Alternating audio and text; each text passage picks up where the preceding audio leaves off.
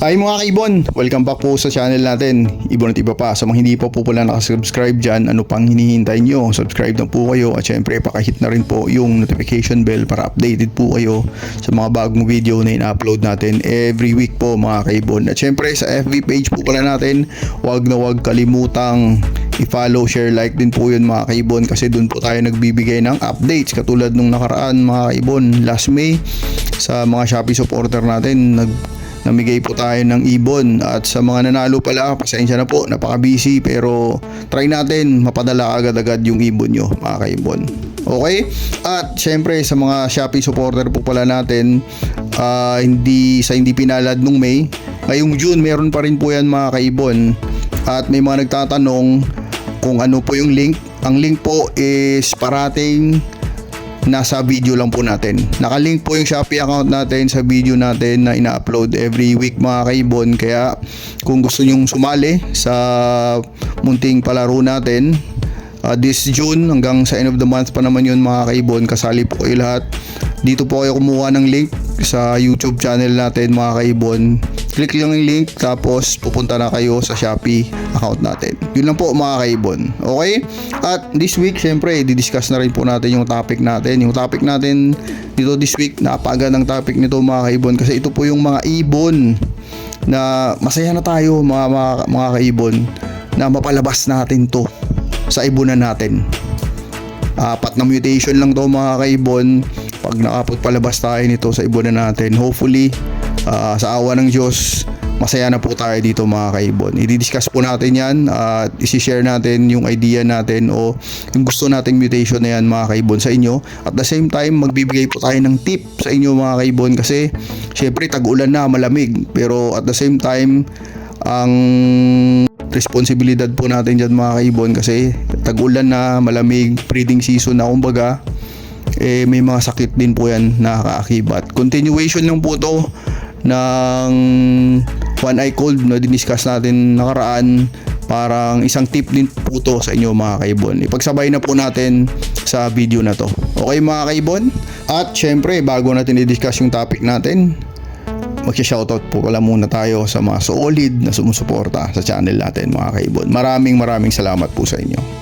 Okay, ngayon syempre mga kaibon, i-shoutout na po natin ng mga solid na sumusuporta sa channel natin. Unang-una sa lahat, PPSM Birds Incorporated, kay Chris Bunda, Sir Dicky Lennon, Ariel de las Armas, Aldrin Martinez, Dan Katian, kay Sir Rolly Villegas, Antolin Avery, Babaero Line ng Nueva Ecija, Silverio Magbanwa, Elisarmento ng Pampanga, Angelo Villena ng Cabanatuan, Emil Brian Rivera, Jobert Casal JTV, Ridin Bautista, Azalea Hart Mini Avery, shoutout din po kay Perez Avery ng Makati, Elmer Sinedosa ng Binawan ng Rizal, Frank Aguilar ng Binawan ng Rizal, kay Kaibon Red, Sac Rose ng Navotas, ENC Mini Avery ng Gapan, Giselle Kairlang Mini Avery ng Tarlac, JF Mini Avery ng Bukawe, JK's Mini Avery ng Bulacan, Babaero Line ng Nueva Ecija, D. Lirona Mini Avery, Santos Avery ng Pampanga, Toto M ng Gentry Cavite, Edward and Emerald of Emeralds Mini Avery, at kay Katrina Tobias ng Concepcion Tarlac. Maraming salamat po sa suporta nyo mga kaibon. Okay mga kaibon, ngayon syempre didiscuss na po natin yung napakagandang topic natin ngayong week na to. Unang-una yung topic natin, yung pamagat niya is syempre yung 4 na mutation. Ito lang po sapat na, ibig sabihin masaya na tayo kapag nakapagpalabas tayo ng 4 na mutation na to sa ibonan natin sa ngayong breeding season mga kaibon. Okay? Excited ako dun, sobra. At syempre magbibigay po tayo ng tip sa inyo kasi syempre malamig ang panahon, hindi maiiwasan yung sakit. Continuation lang po to ng diniscuss natin nakaraan o nagbigay rin tayo ng discussion about sa one eye cold o red eye. Ito na po ang continuation niya. Okay mga kaibon, unahin natin yung tip na ibibigay natin sa inyo. Syempre pag yung ibon nyo may one eye cold, syempre gagamutin natin yan, di ba? Nagbigay na tayo ng gamot nakaraan, pero paano kung hindi pa rin gumaling yung ibon nyo? Ano na kayang susunod doon mga kaibon? Okay? Ito po yung bibigay kong tip sa inyo mga kaibon. Kasi kung ang ibon nyo is ginamot nyo na tapos hindi pa rin gumagaling yung one eye cold niya, tapos lumipat na din, dalawa na talaga, baka kailangan na po ng antibiotic ng ibon nyo. Okay? O kasi baka yung ibon nyo nagkaroon na ng coryza. Akala natin, di ba mga kaibon, yung sakit na yun nasa mga manok lang. Siyempre, sa ibon, meron din mga ganon, mga kaibon. Actually, minsan may mga typhoid pa nga yung mga ibon. Kasi minsan, di ba, biglaan lang namamatay kagad-agad, hindi natin alam mga kaibon. Kaya, ilalatag natin yung gamot sa inyo mga kaibon. Ito, yung gamot na to mga kaibon, sabi ko nga parati, pag hindi natin nasubukan, hindi natin ibibigay sa inyo mga kaibon. Kasi, baka ano mangyari sa mga ibon nyo. Ibig sabihin, tested and proven na rin natin to mga kaibon. Okay? At ito po, ipapakita natin sa screen yung gamot na to. Ano po siya ng, ang brand po nito is, galing po siya sa Sagupaan mga kaibon.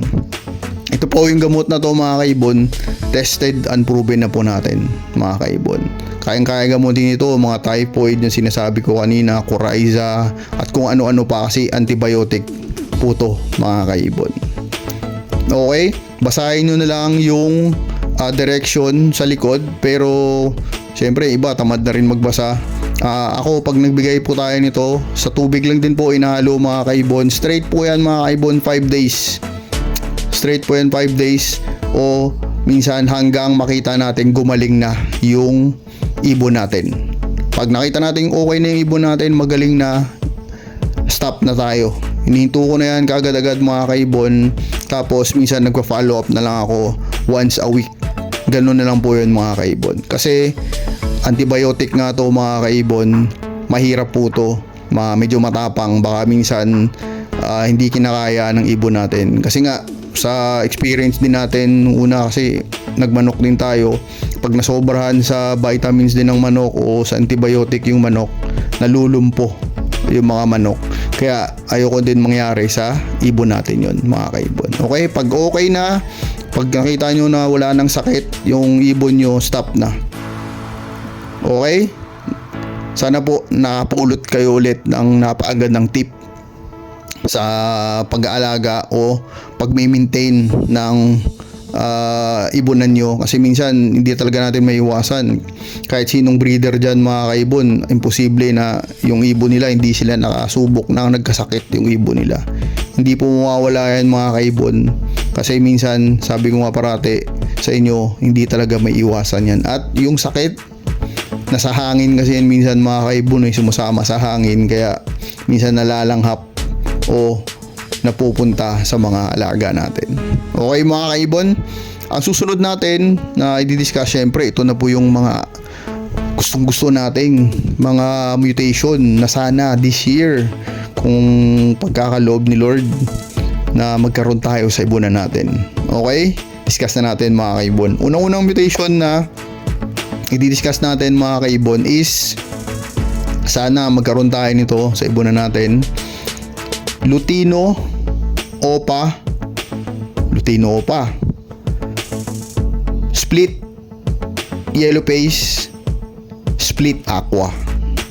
Sana po mga kaibon, magkaroon na tayo niyan sa ibunan natin. Actually may pairing na tayo dyan mga kaibon. Alam ko nagdi-nesting na rin sila. At sana makapagpabuga na tayo ng mutation na yan mga kaibon. Okay, Lutino Opa, Split Yellow Face, tapos split na rin sa Aqua mga kaibon. Napakagandang mutation mga kaibon. Ito yung pinapangarap din ng karamihan. Alam ko onti pa lang merong mutation na ganito. May nakita ako isa o dalawang tao pa lang ang merong mutation na ganito. At sana tayo nang susunod dyan mga kaibon. Okay, ang pangalawang mutation na sana magkaroon na rin tayo sa ibunan natin mga kaibon is, kasi yung parisan natin nga doon mga kaibon, may karga na ring possible split blue na rin yun yung yellow face na yun yung wife o paino. Kaya sana kumarga mga kaibon. Ang susunod na mutation is Aqua, Opa, Ino.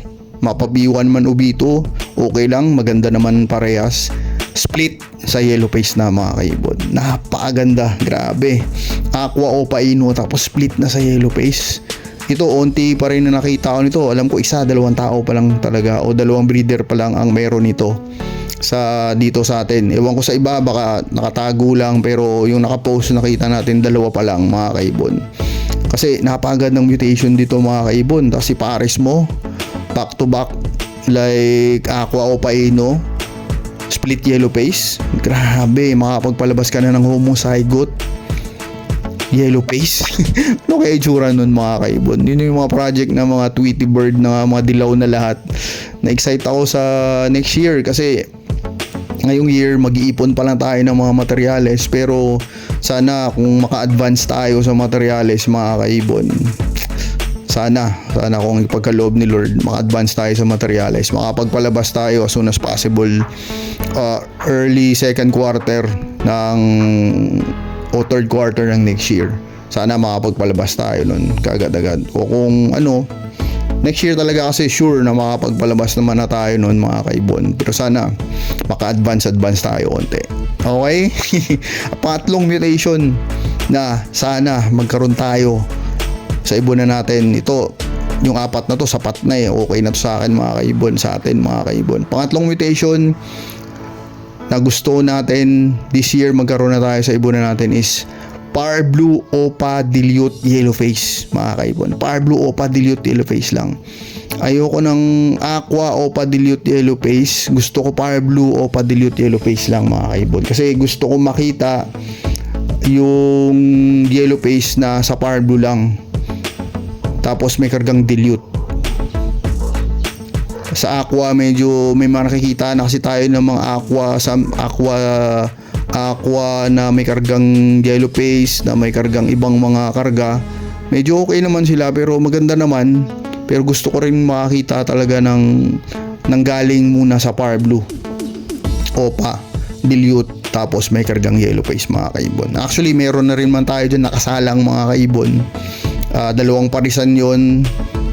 Nagminesting na rin. Sana makapagpabuga din tayo nun mga kaibon this year. Sana sa awa ni Lord makapagpabuga tayo nun mga kaibon. Okay? Par Blue Opa Dilute Yellow Face. Ano kaya itsura nun? Napaganda. Kasi may nakita naman na tayo na Opa Dilute Yellow Face, pero yung Par Blue Opa Dilute Yellow Face wala pa ako nakita niyan mga kaibon. Ewan ko, baka may nakatago lang, pero wala pa ako nakita sa Facebook na nagpo-post yan mga kaibon. Okay? Ang susunod natin na mutation na sana magkaroon tayo sa ibon na natin mga kaibon is ito, alam ko gusto din ng lahat to Crimino Opa Yellow Face. Grabe, Crimino Opa Yellow Face. Actually wala pa akong nakita din na nakapost nito na mayroon silang Crimino Opa Yellow Face mga kaibon. Grabe, sana this year pala rin po tayo o i-bless po tayo na magkaroon po tayo niyan sa ibon na natin mga kaibon. Kasi actually meron na rin tayong parisan doon mga kaibon. Paitlog na rin actually, magana yung puwet ang kahapon nakita ko magana yung puwet nun. Actually paitlog na rin yun mga kaibon. Sana magkaroon din po tayo nun ng mutation na yun mga kaibon. 4 na mutation lang sapat na, buo na yung kasiyahan natin doon mga kaibon. At sana this December o next year mga kaibon, kung i-bless tayo ni Lord, maraming ibon dyan na mga pabuga natin, makapagpamigay na tayo sa inyo na visual yellow face na mga kaibon. Yun yung pangarap natin, na bigyan kayo ng visual yellow face na mga kaibon. Sana ipagdasal nyo rin mga kaibon na mabless tayo ni Lord para makapag-share tayo ng blessing sa inyo mga kaibon. Okay? Sana po mga kaibon nag-enjoy kayo sa munting topic natin ngayon mga kaibon. God bless po sa pamilya nyo. God bless po sa mga minamahal nyo sa buhay. See you next time po mga kaibon. Ibon at iba pa. Maraming salamat po.